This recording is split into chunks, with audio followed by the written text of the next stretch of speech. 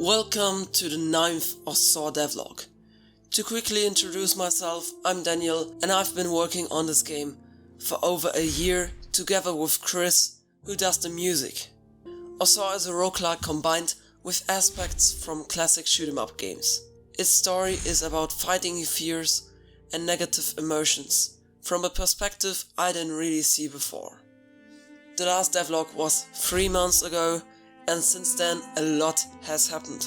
From visual changes, again, to new stuff and performance, just as gameplay improvements. And fixing performance issues was my first task after the last devlog. When I recorded footage for the last devlog, I was super unhappy with the frame rate. It had times where it was so low that you just weren't able to enjoy the game or even play it properly. This all happened because I never really cared about performance and optimization. So I had a look at what's going on with the game behind the scenes, and there were a few things. One of them being that the whole level is loaded at once, with all enemies, spells and more. Secondly, the animations, shaders and most of the movement scripts were running even if you didn't see them. After some thinking about how I could fix both issues at once, I made it so that all level parts are loaded at the start of the level and then they are disabled with all items in it. I then enable them when the camera is close to see the chunk. Now the game runs so much smoother. Oh yes, I did it again. If you're following this devlog series for a few episodes, you probably know that the visuals of my game mean a lot to me. Every devlog I did at least one visual tweak. Of course we got better graphics this time as well. So let's talk a bit about the changes.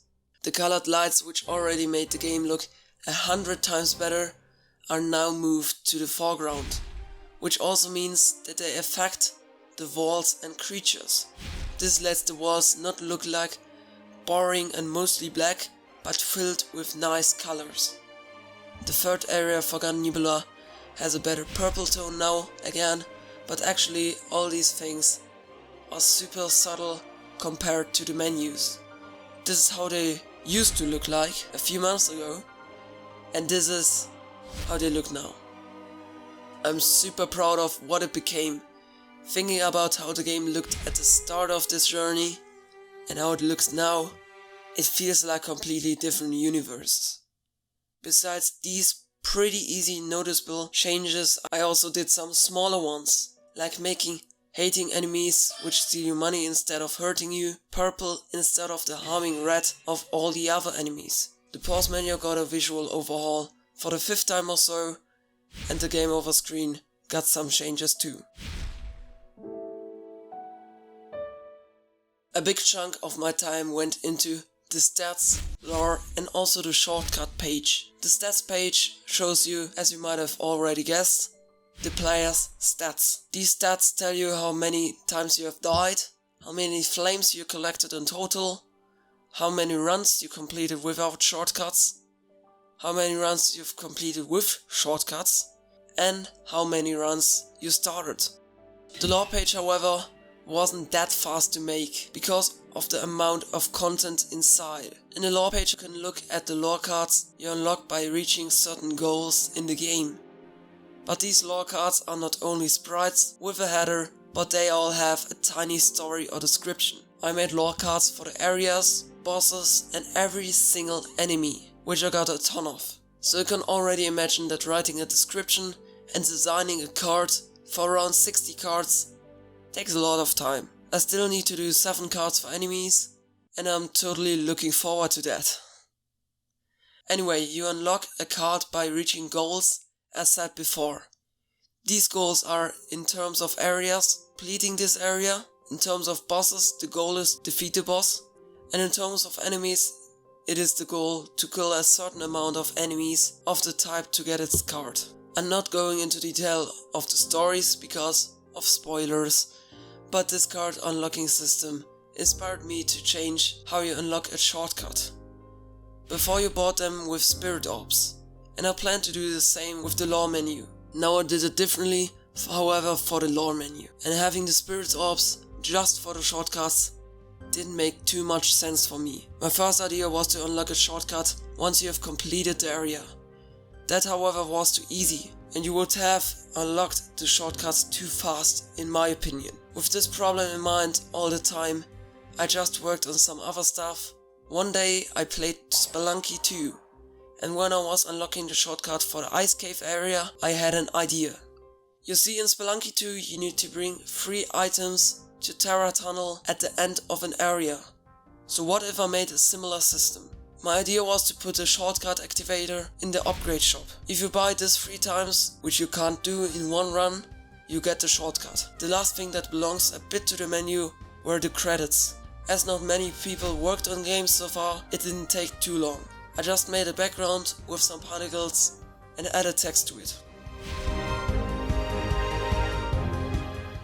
Maybe you already saw the section here. The health and spell display are nothing new.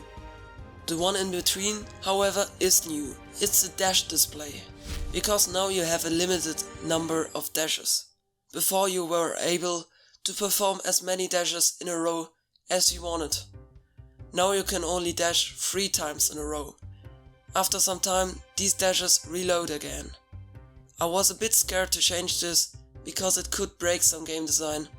But luckily, there was no problem as far as I know. As said a couple times in other devlogs, the content of the game is mainly done except for the enemies of Honest Hollow. But that's done now as well.